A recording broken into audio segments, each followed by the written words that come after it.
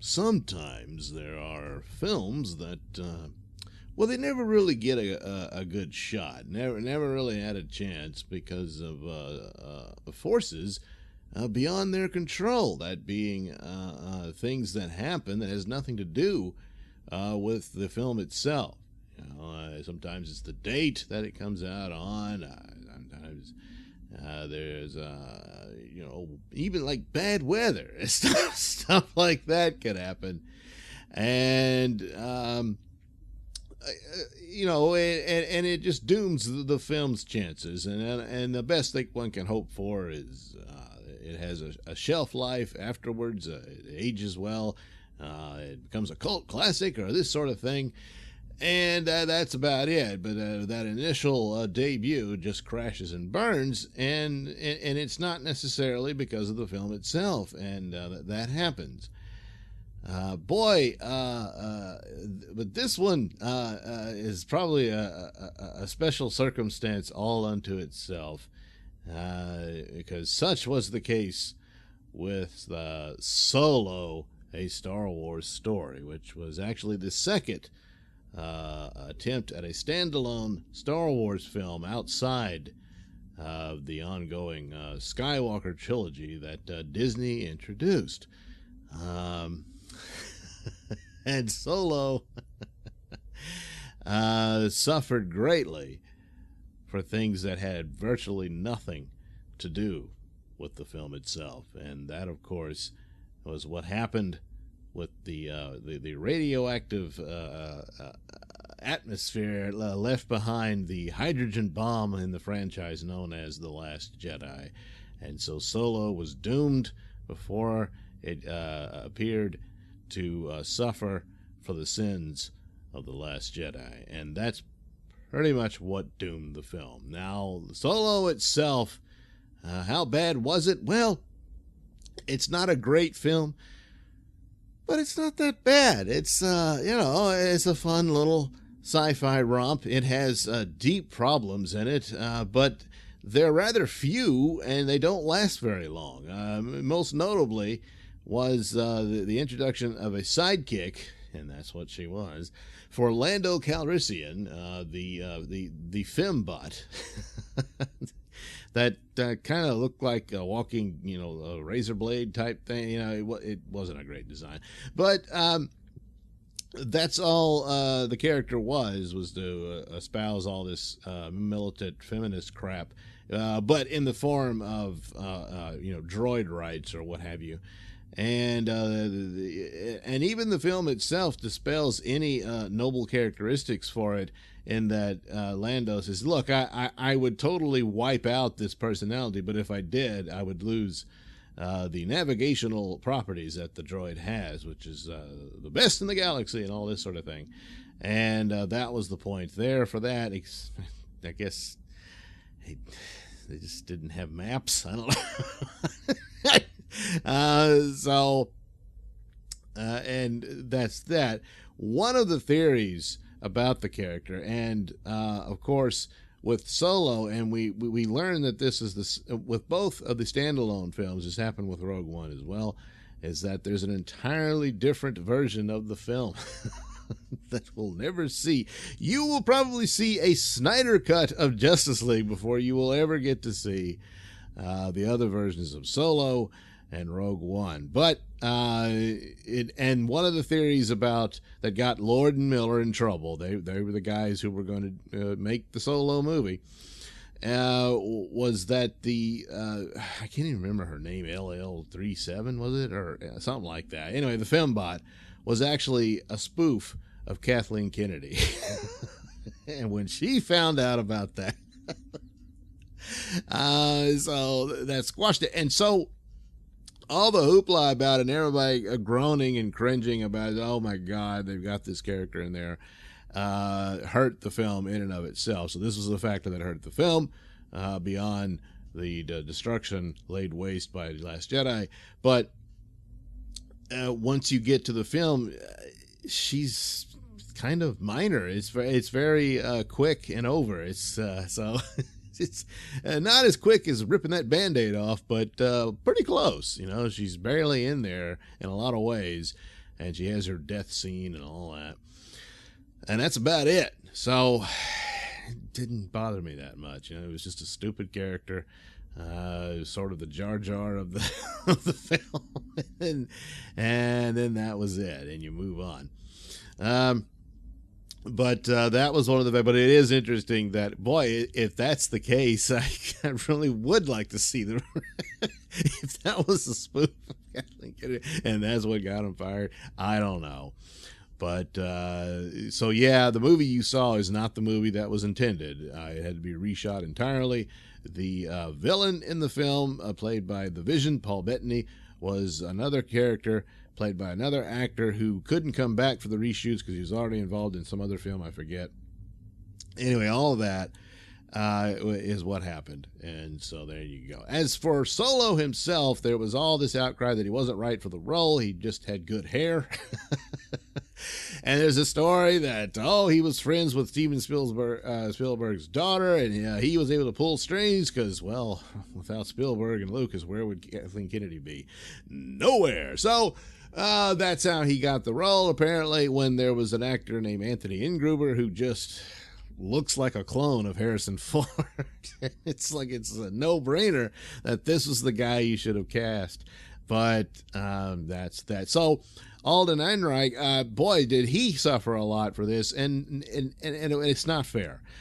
He could be a good leading man guy for action, hero type characters, and he does fine in this film. He's not Harrison Ford. He's not quite Han Solo. There's instances there where it looks like the acting coach that was supposedly they brought on set to help him did good work. So there's a few scenes here and there where there seems to be a little Solo shining through, and all of that. But other than that, he was as good as possible. He did the best he could. And it's kind of sad that he may suffer for this career-wise. I don't know, but he doesn't deserve it. He did all right.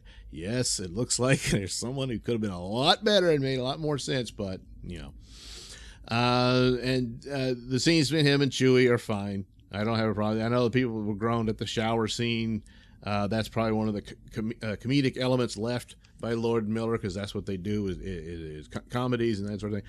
It didn't bother me. It was silly, and that's all it was. I didn't take much more from it, other than that. The rest of it is, kind of formulaic in a lot of ways. Oh, it's a rogue band in space. Well, I hadn't seen that before. Well, we saw it in Star Wars, didn't we? Yeah. Oh, well, okay. So it's entitled. And it's a heist movie. Like Rogue One was a heist movie. Here's a heist movie. Several heists go, and they all go wrong, and all this sort of thing.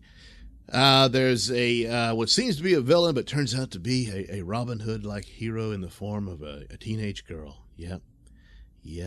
So that was another one. He's like, of course. But what are you going to do? As for the origins of Han Solo's character, it doesn't quite deliver well enough, in my opinion. But basically, he got his heart broken by his first true love in the form of Kira, played by Khaleesi. Yeah. Amelia Clark. Now, Amelia Clark, through most of the movies, I got the impression she was rather bored. And who knows, and by the time having to reshoot everything, I'm done with this movie. But initially, as it opens, where there are young lovers on the planet Corellia and all that sort of stuff, I do think she gave quite an effort there to be a young teenage girl type character there. And then she's matured greatly when they meet up later in the film. It's a big galaxy, but not that big. They just happen to bump into each other and stuff like that. But that's, so maybe she was bored with it. I don't know. But the other idea is that no, she's been through a lot and she's matured quite a bit since they last saw each other. But Han's still Han, huh? Well, yeah, that's a problem because Han has now seen the horrors of war. And that's another unfortunate bit. A lot of stuff, well, maybe not a lot, but some scenes were cut out about his military career where he intended to be a pilot. So why wasn't he, flying TIE fighters or something? Well, he got booted out because he was a bit of an a-hole, and he didn't follow the rules. And so he got, sent to the infantry. And there's a scene where he was doing a simulation, I believe. And in the scene, you see a starship that looks very much like the original design for the Star Destroyers that Ralph McQuarrie had drawn. And that was cool. And I wish they could have seen more of that in there. But it's very brief, and you get to see it. It's a nice little nod to that sort of thing. But for whatever reason, it was cut out, I guess, for time. I don't know. And then the next thing you see is, he's in the middle of a horrendous battle and all this sort of stuff. But, hardcore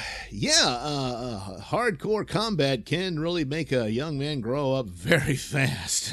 But he's still basically the same guy throughout the movie, except, I guess, at the end, where at least they got one thing right, definitely. Han Solo shot first. So... his mentor here, played by Woody Harrelson, who is supposed to define the type of character and man that Han Solo thinks he wants to be. He ends up killing him because his final lesson was that he keeps telling him you can't trust anybody, you're on your own, all that sort of thing. And, he's about to kill Han, and Han kills him first. So there you go. How about that?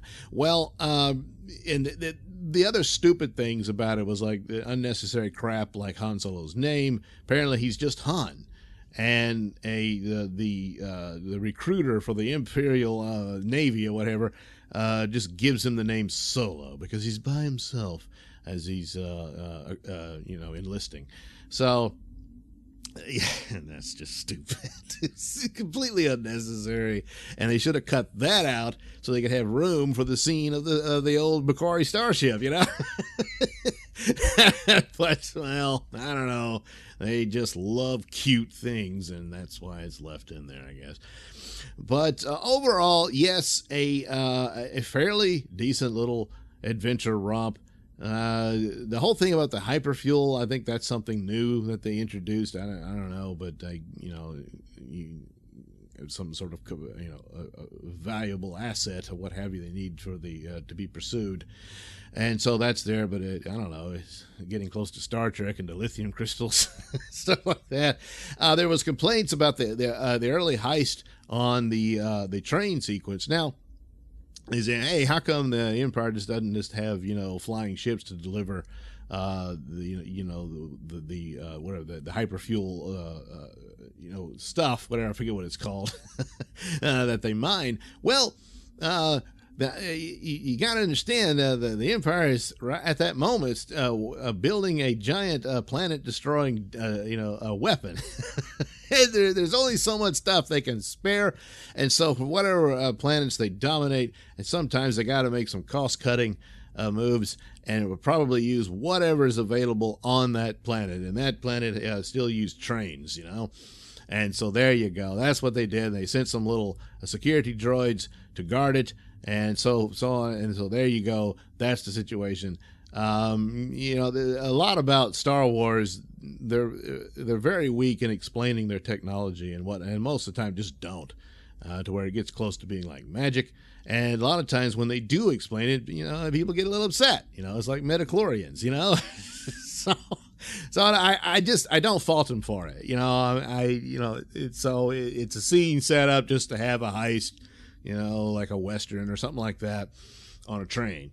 And that's what they did. So, of course, it all goes wrong and all this stuff. And there's a demonstration of Han and Chewie working out. And you can see the partnership form between them, so on and so forth. And so there you go. But a lot of the problems for Solo was that, once again, the shadow of The Last Jedi just poisoning everything, to where every little thing that's not quite right is just going to be exaggerated by people who are so angry and mad at the Disney Star Wars franchise for what they had done. And so Solo suffered terribly for all of that. The performances overall were fine. I didn't mind Dong Lover as Lando. I meant Don Glover. And he does all right. And a couple of times there's moments where he almost sounds like Billy D. Williams a little bit. But the stupid thing about, he's a pansexual, it's not there. It just isn't there. There's a joke that the dumb droid thinks it's there, but it's clearly played up for laughs. And that whole crap about being caught in an interview and you don't want to be booted out of the cult, so you gotta, of course he's pansexual. He was always pansexual. Yes, of course. Who is it? It was just stupid. And when they do things like that, I know if you're if you consider yourself pansexual and you were being not pandered to, and therefore used. So it's just not a good thing, especially since it wasn't true. You didn't do it, and besides, the character's established. Granted, in the future from this story, but he was, he comes. He's this ladies' man guy. He immediately starts flirting with Leia and all that. He's no different here. So that's the way it was. And you expect to be given, little brownie points or what have you for pandering, and you shouldn't. And that's that. And of course, again, fear from a simple interview with the script writer is what causes stupid things like that, which the movie really couldn't handle something like that in the atmosphere that it found itself in. Another thing that hurt it was the trailers for this movie were terrible. They were god-awful and didn't help this movie at all, which is strange because when you think about The Last Jedi, there's a trailer for Last Jedi. Even now, I look at that and I think, God damn, that looks like a fantastic movie, It doesn't exist. It's just not there. So there you go. If the trailer's really good, that doesn't mean it might be the opposite. When the trailer sucks, it's a little diamond in the rough here. So Solo, I enjoyed it. It was fine. I consider it their second best. Rogue One remains the best that they did. And Force Awakens is third, way down the line from these two. So that's what happened. But Solo took a beating for the sins of The Last Jedi, and that's pretty much what you got. So it's too bad because there were interesting things, and they were all, of course, the fan theories are always better than what you end up getting when it comes to Disney Star Wars, was that we get the surprise appearance of Darth Maul. Yes, so now it's all canon, just like with the cartoons, that he survived. He has robot legs and all that stuff, and he's the leader of this criminal organization that Kira now belongs to. And one of the theories was that at the end there, Darth Maul says, well, Kira, you and I are going to be working much closer together now. After, unbeknownst to him, she killed the Vision, who was his lieutenant in this crime scheme. And so the theory by that meant that she and Darth Maul were going to be lovers. And her name's Kira. That name sounds familiar. Oh, that's right. That was going to be one of the names of one of the Solo children, I believe, in the original. It's because I'm not up on the expanded universe. And was she the sister of Jason Solo, who becomes Darth Caedus, and they end up fighting, and she has to kill him and all that. Instead, that was changed to Ben Solo, or Kylo Ren, and Rey, of course. So the theory going was that Khaleesi would turn out to be the mother of Rey. And so that's how they would go with that. And that would explain the Force powers, because she's actually the child of Darth Maul.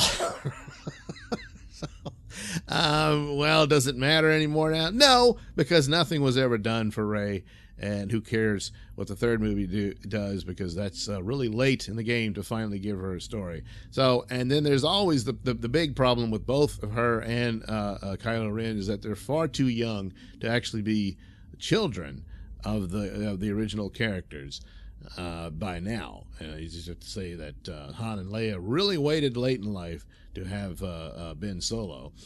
And I guess Kira and Darth Maul waited, but we know that they didn't, because Darth Maul died some time ago, before New Hope happened, when he had his final battle with Obi-Wan on Tatooine in the cartoon. So is people trying to make connections, thinking that did they plan this out? And obviously they were teasing that for the potential of other Solo films, because Alden said he was signed for 3 films in total, so that there would have been other Solo films, and that they could have created this narrative outside of the trilogy to build up the backstories of these characters. It's not entirely a bad idea, because it is this expansive shared universe, but whether they were really going to do this and had it mapped out, I doubt it, because I see so much sloppy work in the production of Disney Star Wars that maybe someone did, but were they listened to? No.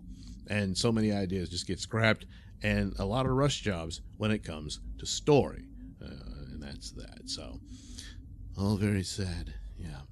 So, you get the Millennium Falcon. It used to look a little different, and that's to be expected, and that it was a little cleaner and newer, because it's in the past and all that. And so that was about it. Yeah. The movie in and of itself never got a fair shot, and it probably never will, because of what happened with Last Jedi. And it's had a very devastating effect, and there's absolutely no denying it. Anyone who does is either speaking out of pure ignorance or just spite for whatever reason. But it's it's very obvious what happened for poor old Solo. Plus, it wasn't necessary. You didn't need to do a Solo film.